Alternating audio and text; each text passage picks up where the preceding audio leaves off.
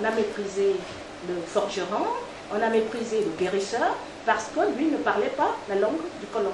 Or, ces notables, souvent, parlaient cette langue d'Afrique. Mais c'était quoi? C'était des villageois, c'était des hommes incultes, non instruits. Inculte voulait dire quoi?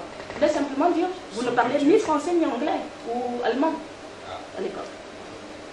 Donc, on a hissé au niveau de la hiérarchie des gens qui n'avaient aucune culture, enfin aucune connaissance, qui étaient en fait les vrais incultes sont devenus des seigneurs, tout simplement parce que c'est eux qui ont hérité de la case du blanc et ainsi de suite. Donc aujourd'hui, qu'est-ce qu'on fait? Il y a un lavage de cerveau qui se passe et on est à un niveau où on dit qu'on a été à l'école. Pourquoi nos soi-disant élites politiques ou je ne sais pas quoi sont les plus bêtes? Pourquoi plus quelqu'un va à l'école du blanc, comme on dit, c'est lui qui ne comprend rien à rien? Parce que depuis, je vous entends parler, c'est toujours l'éducation, il faut éduquer, il faut démocratie. Démocratie. Mais démocratie de quoi? Pourquoi est-ce qu'on doit copier un système occidental? Pourquoi est-ce qu'on doit absolument avoir une démocratie? Comme je dis, cette démocratie est très bien. Je ne dis pas qu'elle n'est pas bonne, mais le fondement même de votre société, dans votre maison même, commencez comme disait ma fille, le fondement même de notre société, quand vous prenez la famille, le père, la mère, ou le père, les mères, et les enfants. Dans quelle maison un enfant peut parler de la même voix que le père et la mère? Dans quelle maison? Aujourd'hui, l'occidental, le colon vient vous tromper en vous disant, ok, moi aujourd'hui, ma fille là, elle encore c'est des chagrins, un imberbe de 16 ans doit venir dire qu'il doit diriger un pays. Qu'est-ce qu'il en sait? Il ne sait même pas encore se diriger de tout seul. Est-ce que dans votre propre maison, un enfant de 16 ans peut décider de comment la maison doit être dirigée? Mais on vient vous faire croire que la démocratie veut que c'est la parité, c'est l'égalité. Donc cet enfant de 16 ans, qui ne sait déjà pas se diriger lui-même, doit décider de la nation. Et une fois qu'on le fait, qu'est-ce qu'on dit? On dit on est des dictateurs. Parce que c'est des systèmes trompeurs.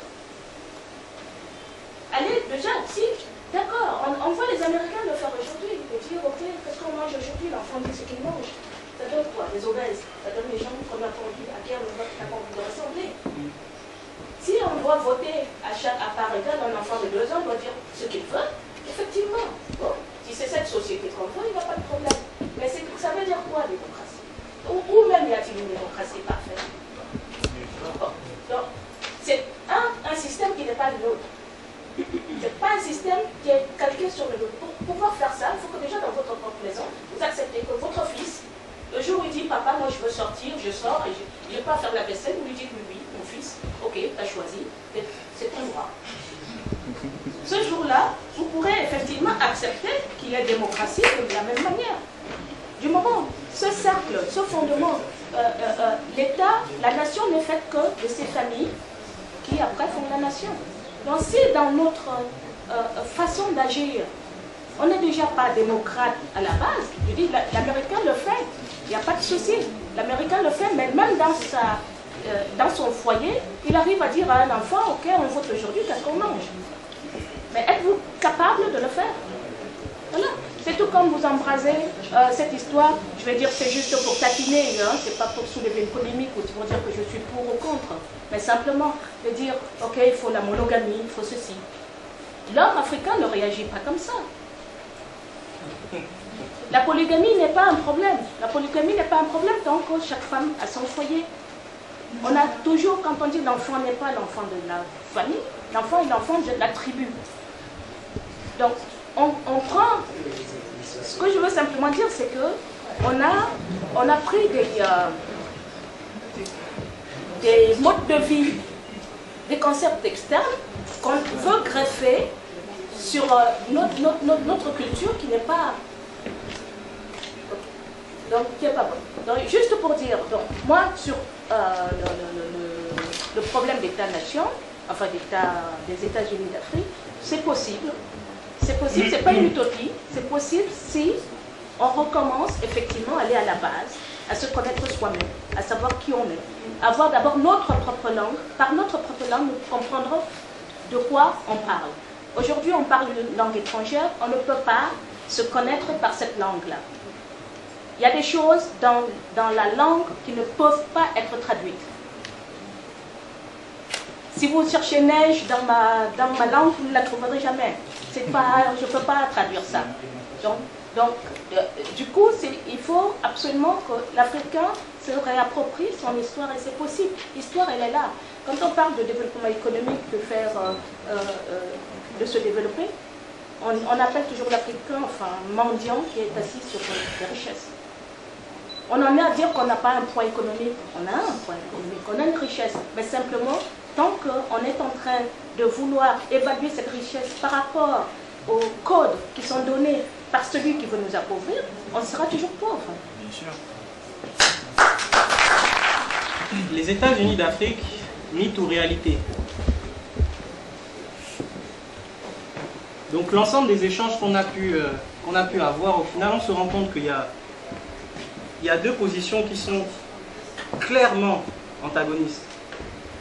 Les uns estiment que les préalables sont bien trop nombreux, sont presque insurmontables dans l'état actuel des choses, rajoutant même que l'organisation des États-Unis d'Afrique, donc l'Union africaine qu'on a actuellement, va même à l'encontre de la construction espérée, des objectifs fixés par des États-Unis d'Afrique, raison pour lesquelles, ces diverses raisons, ils considèrent que c'est un mythe, une réelle utopie de parler des États-Unis d'Afrique à l'heure actuelle. De l'autre côté,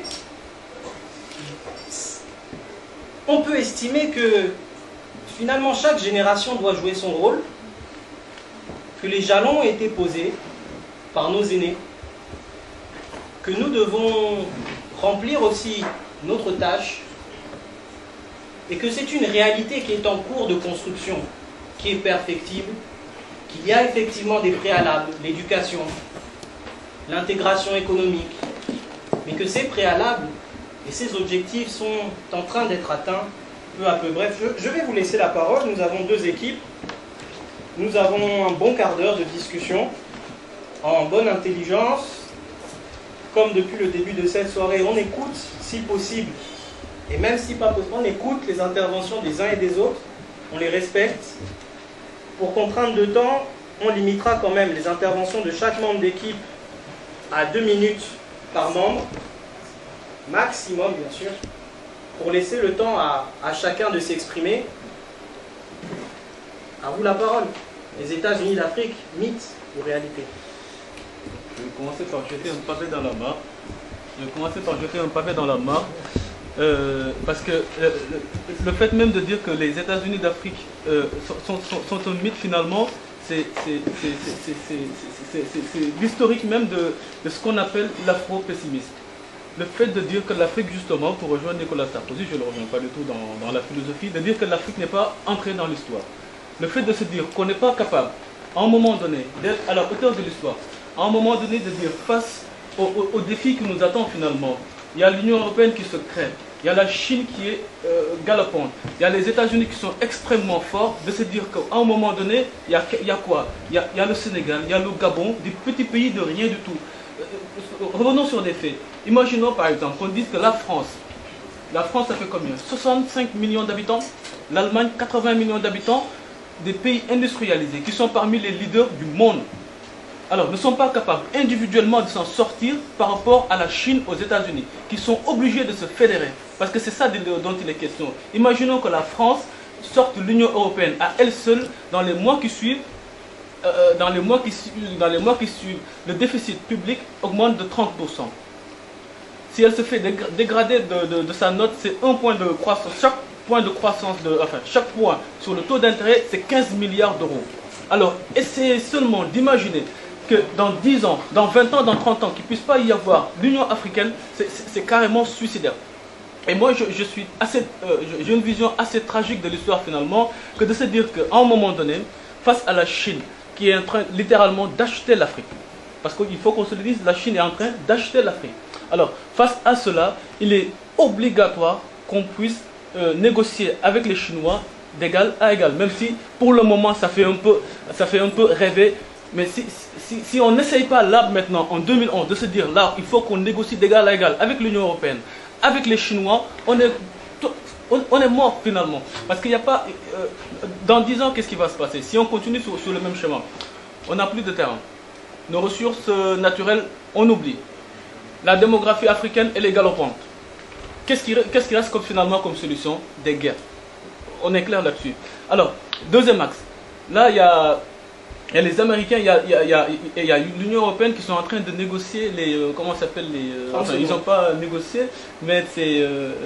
comment ça s'appelle l'objectif du millénaire. Alors, comment voulez-vous... c'est limite imbécile de se dire... Imaginez que c'est les Américains, le FMI, les Européens qui sont en train de réfléchir sur l'avenir de l'Afrique. Ils sont où les Africains? Question posée.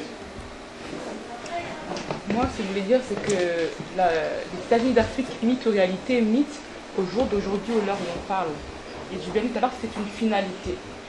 Je répète ce que j'ai dit tout à l'heure, la création d'un lobbying puissant au niveau de la diaspora, pour moi, est indispensable. C'est le premier palier éducationnel, spirituel, culturel, scientifique, etc. Je pense que pour aller de l'avant, on est obligé de se baser sur l'histoire. Quand on parle du 14 juillet, quand on parle de quoi que ce soit ici en France, on se base sur l'histoire pour pouvoir avancer. On parle des forces licornes, on parle de quoi que ce soit, eux n'oublient jamais ce qu'ils ont fait. Donc il y a, dans une civilisation, il y a un début, une apogée, une fin. Nos civilisations ont eu un début, une apogée, une fin, elles ont été envahies. D'accord?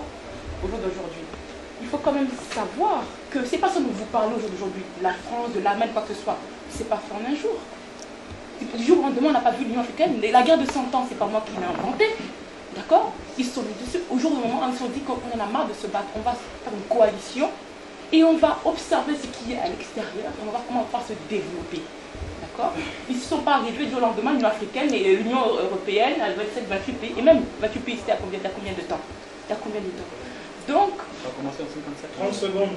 Donc, ce que je veux dire, c'est que mythe, oui, au jour d'aujourd'hui, mais préparons-nous justement pour créer cette Union africaine dans le temps. Au jour d'aujourd'hui, je ne vois pas comment, quand on n'a pas des bases, on ne parle pas de même, on ne parle pas, comme disait la maman, on n'a même pas une lance transcontinentale. Les États ne sont même pas souverains, nous n'avons même pas le lobbying au niveau de l'armement. Vous voulez vous développer, mais vous croyez que c'est un rapport de force, on va vous laisser faire. Comment? La question est posée. Merci beaucoup. Je sens la transition comme ça. Je pense que ce n'est pas forcément quand on veut se développer, on a besoin de l'armement. Il y a des pays qui sont développés qui n'ont pas besoin d'armement. D'ailleurs, je pense qu'au lieu d'affecter des sommes astronomiques à l'armement, peut-être ça peut nous servir à investir quelque part. Moi, je pense que si on regarde un peu l'historique, on ne peut pas dire que c'est un mythe. Ce n'est pas possible de dire que les États-Unis d'Afrique ou l'Union africaine, c'est un mythe, c'est une réalité. Parce que c'est un processus qui a commencé par l'OIA, qui vient par l'Union africaine, et aujourd'hui on parle des États-Unis d'Afrique. Et je pense que pour ça, rien que aujourd'hui, pour vous citer un exemple qui démontre que ce n'est pas un mythe, c'est qu'aujourd'hui, si tu prends les États-Unis d'Afrique, on a quand même un président, comment il s'appelle, le gars du Gabon, Jean Ping, de la Commission, effectivement, qui est un peu le ministre des Affaires étrangères, c'est-à-dire celui qui pilote la politique étrangère de l'Afrique. Si tu prends aujourd'hui, hier c'était le président du Nigeria, aujourd'hui